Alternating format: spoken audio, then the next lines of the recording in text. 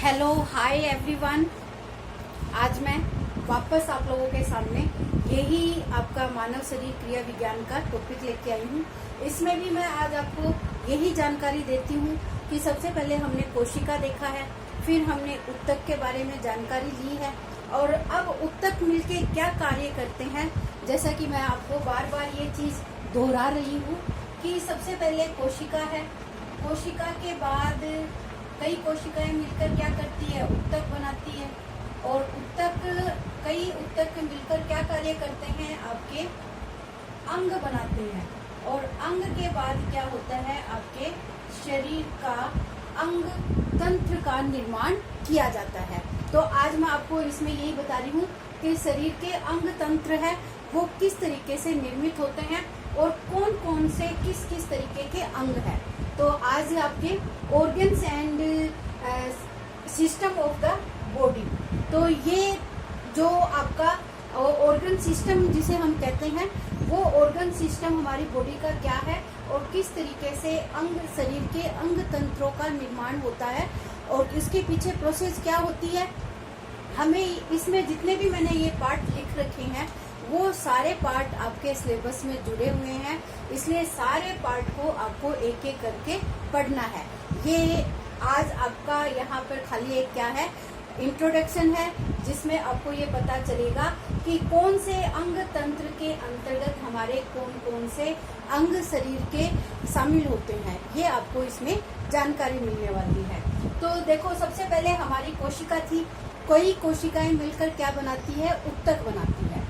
अब ये कई सारे उत्तक, जब कई उत्तक एक साथ मिलकर क्या बनाते हैं, शरीर के एक अंग का निर्माण करते हैं और वो अंग के निर्माण से ही हमारी पूरी बॉडी का निर्माण होता है। तो मेन चीजें क्या है, आपने जो उत्तक पढ़े हैं वो हमने कई प्रकार के उत्तक देखे थे, वो कई उत्तक मिलके आपके शरीर की एक एक परत एक एक अंगों का निर्माण करते हैं। तो वो सारे उत्तक मिलकर आपके शरीर के अंगों का निर्माण करते हैं और वो अंग मिलकर आपकी एक बॉडी का निर्माण करते हैं। तो यहाँ पर जो मैंने आपका ये डायग्राम के थ्रू यहाँ पे 10 पार्ट मैंने आपको दिखाया है, इस 10 पार्ट के अंदर आपको शरीर के अलग अलग पार्ट के बारे में आपको जानकारी मिलेगी। जैसे शरीर का सबसे पहले हमने ये 1 नंबर पे रखा है संवेदी तंत्र, संवेदना जिसमें आपको प्रकट होती हो, जैसे आँख, नाक, जीभ, त्वचा और कान। हम हमारे शरीर में 5 संवेदी अंगों को जानते हैं। सबसे पहले बच्चे को हम ये पढ़ाते हैं कि त्वचा के माध्यम से वो कैसा महसूस करता है, इसमें जब हम चुटकी भरते हैं तो हमें कैसे दर्द का एहसास होता है।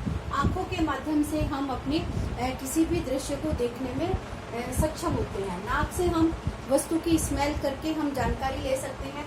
जीभ से हमें भोजन के टेस्ट का पता चलता है कि वो मीठा है, तीखा है, किस तरीके का है। त्वचा, कान से हम सुन सकते हैं। तो ये सब हमारे किस में आते हैं, संवेदी तंत्र के अंतर्गत आते हैं। दूसरा हमारा क्या है, कंकाल तंत्र है। जैसा मैंने आपको बताया है कि हमारे शरीर में 270 है, जब बच्चा जन्म लेता है ना तो उस समय हमारे शरीर में 270 हड्डियां होती है और बाद में ये आपकी कितनी हो जाती है, 206 हो जाती है। तो यहाँ हम खोपड़ी का अध्ययन करेंगे, रेडियस, अल्ना, रीढ़ की हड्डी, फीमर, कुल्ले की हड्डी, टिबिया, फिबुला, पटेला, हसली की हड्डी, कुहनी की हड्डी, इन सब की हम जानकारी लेंगे। ये आपका जो फीमर दिखाई दे रहा है, इसके ऊपर एक बार प्रश्न पूछा जा चुका है कि हमारे शरीर की सबसे बड़ी और मजबूत हड्डी का क्या नाम है। तो यहाँ पे ये फीमर आपको दिखाई दे रहा है, ये आपके शरीर में जांघ की हड्डी होती है जो सबसे मजबूत, सबसे बड़ी हड्डी के नाम से जानी जाती है। आगे हमारी अंतःस्रावी तंत्र के बारे में दे रखा है। यहाँ पर अंतःस्रावी जो नलिकाएं होती है उनके कुछ नाम दे रखे हैं। पिट्यूटरी ग्रंथि दे रखा है, एड्रिनल दे रखा है, थाइमस, अंडाशय आदि। इन ग्रंथियों का दे रखा है, इनका क्या नाम होता है, कौन सा इनसे हार्मोन निकलता है और क्या ये हमारे शरीर के अंदर कार्य करती है। तो इन सब का अध्ययन हम यहाँ पर देखेंगे। फिर है हमारे पाचन तंत्र क्या क्या है। आपके शरीर की वृद्धि और निर्माण के लिए हमने क्या बताया है, कुछ हमें पोषक तत्वों की आवश्यकता होती है, और जिसमें प्रोटीन सबसे मुख्य होता है। और ये जो हम पाचन जितने भी पोषक तत्व लेंगे, इनका इन्हीं पाचन अंगों से होकर हमारे भोजन का पाचन की प्रक्रिया है वो संपन्न होती है। तो सबसे पहले हमारे पाचन अंगों में मुंह है शामिल होता है, फिर आपकी ग्रास नली आ जाती है, हमारा अमाशय आ जाता है, अग्नाशय आता है, पित्ताशय आता है, आंतें आती है।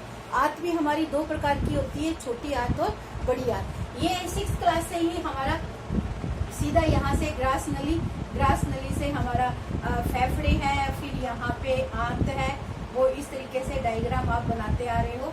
और ये आपका लास्ट में पूरा मल द्वार का चित्र है, वो इस तरीके से श्वसन नलिकाएं हैं, ये आपकी यहाँ पे फेफड़ों से दिखाई देती है। तो ये डायग्राम आपको पूरा पाचन तंत्र का जब अध्ययन करवाऊंगी तो आपको पाचन तंत्र के माध्यम से इसकी पूरी जानकारी है वो यहाँ पर दी जाएगी कि कहाँ कहाँ से भोजन का किस तरीके से पाचन होता है और कौन सा अंग है वो इसमें अपनी महत्वपूर्ण भूमिका दिखाता है। फिर आपका आता है श्वसन तंत्र। क्या है श्वसन तंत्र में? आपको पता है नाक के माध्यम से श्वसन, नाक छिद्र की उसमें भूमिका होती है। फिर हमारी श्वास नली क्या है? ये श्वास नली का इसमें पार्ट होता है। फिर फेफड़ों के माध्यम से आपकी श्वसन प्रक्रिया किस तरीके से पूरी होती है, तो ये श्वसन तंत्र के अंतर्गत आप इसमें अध्ययन करोगे। फिर आपका आता है प्रजनन तंत्र। प्रजनन तंत्र में स्त्री और पुरुष के प्रजनन अंगों की हम यहाँ पर जानकारी लेंगे। यहाँ पर मैंने खाली पुरुष प्रजनन अंग को एक्सप्लेन वो नाम दिए हैं। तो इसमें वृषण आ जाता है, शुक्राशय आता है, एपिडाइमिस आता है, शीर्षण, शुक्रवाहिनी इत्यादि आती है। फिर आपके उत्सर्जन तंत्र आते हैं, ये आपके काफी इम्पोर्टेंट आपका इसमें पार्ट होने वाला है। कृष्ण आते हैं आपके गुर्दे के ऊपर, फेफड़े पे, मूत्राशय, मलद्वार, त्वचा, मूत्र वाहिनी, नेफ्रॉन आदि इसके अंतर्गत आपका उत्सर्जन, जो आप भोजन खा रहे हो, भोजन खाने के बाद जो आपका शेष मटेरियल बचता है तो वो किस किस के माध्यम से उत्सर्जन का कार्य होता है। तो इसमें आपकी मूत्र वाहिनियाँ, फेफड़े, मलद्वार, त्वचा, ये सारे इसमें इसकी भूमिकाएं देखने को मिलेगी। फिर आता है आपका परिसंचरण तंत्र। परिसंचरण यानी आपके शरीर के अंदर जो रक्त है, रक्त वाहिनियां होती है, उनका किस किस तरीके से कहाँ से परिसंचरण तंत्र किया जाता है, तो उनका सबका अध्ययन हम यहाँ पर करेंगे।